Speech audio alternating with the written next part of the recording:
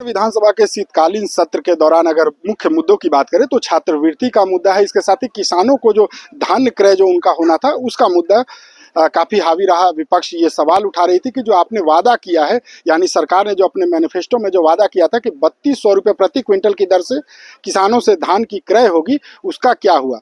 इस पर बता दें कि झारखंड सरकार के द्वारा एक निर्णायक फैसला लेते हुए 2450 रुपये का दर तय किया गया है, जो प्रति क्विंटल किसानों से खरीद की जाएगी।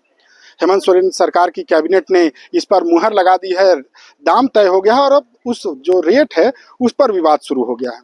विपक्ष ये कह रही है कि 3200 का वादा हुआ और 2450 पे पहुंच गए। 2450 रुपया भी मिलेगा या नहीं किसानों को, इस पर भी संशय है, क्योंकि लगभग 70% जो धान है वो कट चुके हैं। किसान बिचौलियों के माध्यम से औने पौने सरकार के जो ढालमुल जो रवैया था, इसके कारण अपने उत्पाद को बेच चुके हैं।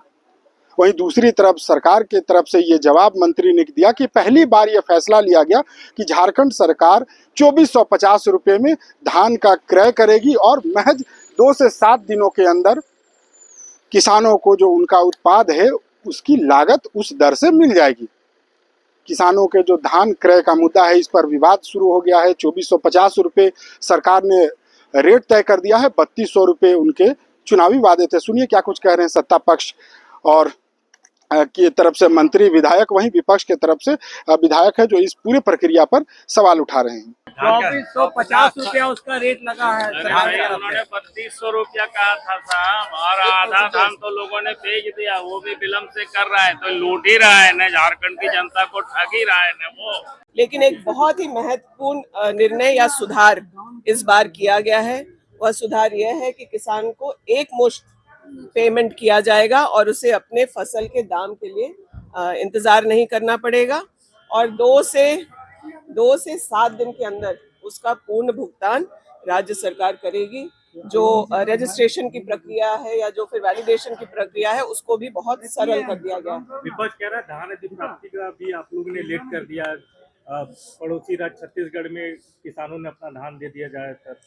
विपक्ष को कुछ तो कहना चाहिए, वो कह सकते हैं, लेकिन ये भी हम पूछ सकते हैं कि आखिर केंद्र सरकार एक ही बार सभी जगह का ये धान का रेट 3200, 3500, 4000 इस प्रकार से क्यों नहीं कर देती है, ताकि हर राज्य को बराबर लाभ मिलेगा और हम लोग अपनी क्षमता से, हर राज्य की अपनी वित्तीय शक्ति है उसके अनुरूप और बोनस दे करके उन्हें बेहतर रेट दे सकते हैं। देख लीजिए, अभी आप खेतों में जा करके 70-75% कृषक बिचौलियों के हाथ औने पौने दाम में अपने धान को बेच चुके हैं।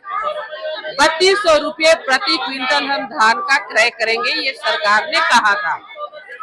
अब 2400, 2450 जो बोले, अरे कम से कम इसकी घोषणा पहले कर दिए रहते। आज कृषक इतने खुश थे कि अच्छी फसल हुई है, तो कम से कम उनकी अच्छी आमदनी होगी, आर्थिक स्थिति सुधरेगी। लेकिन आपने तो मुंह देखने वाला काम किया, आप 80% किसानों को छोड़ दिए, अब जाके घोषणा कर रहे हैं। अब इस पे भी कितना अमल करती है ये देखना। तो आपने सुना, जहां एक तरफ मंत्री दीपिका पांडे सिंह की बात हो, वो सरकार के निर्णय का स्वागत कर रही, ये कह रही है कि ये ऐतिहासिक निर्णय है और किसानों को इससे लाभ होगा। वहीं विपक्ष की तरफ से पूर्व मंत्री नीरा यादव ने कहा कि सरकार अपने ही वादे भूल गई, किसानों के साथ ये वादा खिलाफी है और वादा खिलाफी करने वाले किसान, जो किसानों के साथ वादा खिलाफी की गई, आने वाले भविष्य का जो चुनाव होगा उसमें सरकार को यही किसान सबक सिखाएंगे। अब देखना होगा कि जो किसानों के लिए दर तय किया गया है, इस पर किसानों को कितना लाभ होता है, उनके उत्पाद का उन्हें कितना फायदा हो पाता है। चूंकि रेट तो तय हो गया 2450 रुपया, लेकिन धान खरीद में समय काफी विलम्ब हो गया। फिलहाल TV9 के लिए रांची से मैं अशोक कुमार।